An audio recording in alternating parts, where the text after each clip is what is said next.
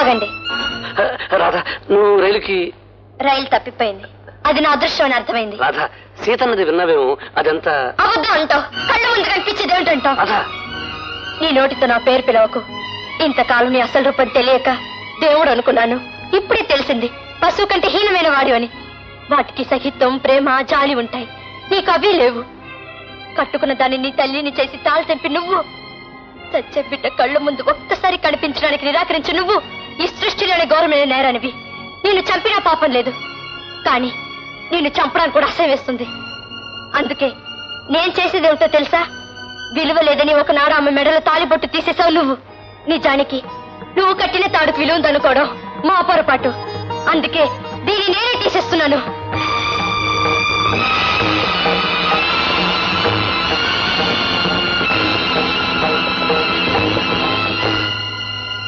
ఆడది తనకు తానే తాళిబొట్టు తీసేసుకోవడం తప్పంటారు, కానీ ఏ ఆడదైనా నీలాంటి మగవాడు కట్టిన తాళి ఉంచుకోవడం మరీ తప్పంటాను, మహాపాప అంటాను.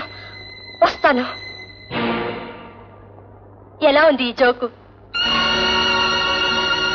డార్లింగ్, లోతైన నా హృదయాన్ని, గొప్పదైన నా మనసుని అర్థం చేసుకోలేని మూర్ఖులు వాళ్ళు.